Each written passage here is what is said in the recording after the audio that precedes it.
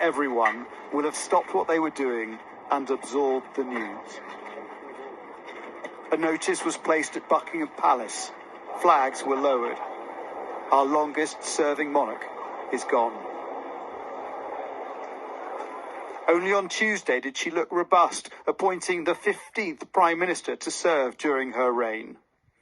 In a statement, His Majesty the King said, "The death of my beloved mother, Her Majesty the Queen, is a moment of the greatest sadness for me and all members of my family. We mourn profoundly the passing of a cherished sovereign and a much-loved mother. I know her loss will be deeply felt throughout the country, the realms and the Commonwealth, and by countless people around the world.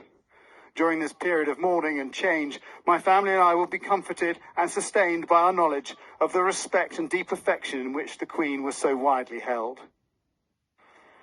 We are all devastated by the news that we have just heard from Balmoral. The death of Her Majesty the Queen is a huge shock to the nation and to the world. Queen Elizabeth II was the rock on which modern Britain was built. Our country has grown and flourished under her reign.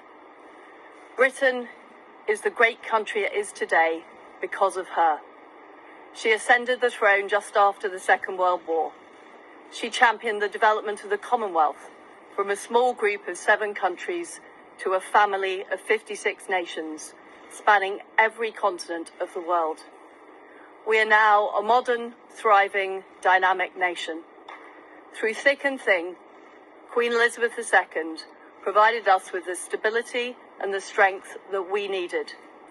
She was the very spirit of Great Britain, and that spirit will endure. Today we mourn the passing of a remarkable sovereign.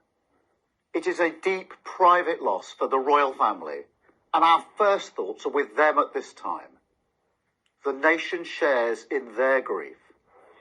Throughout the day, small unsettling indicators emerged, notes being passed around the Commons. Something was up. I know I speak on behalf of the entire House when I say that we send our best wishes to Her Majesty the Queen, and that she and the royal family are in our thoughts and prayers at this moment. Doctors had expressed concern over the Queen's condition. Charles had cancelled an engagement. Then news that all senior members of the family were heading to Balmoral. And the grim look on faces as Prince William drove his uncles Andrew and Edward through the gates. Finally, a simple statement. The Queen died peacefully at Balmoral this afternoon. For more than 70 years, Queen Elizabeth has been the great constant in our national life.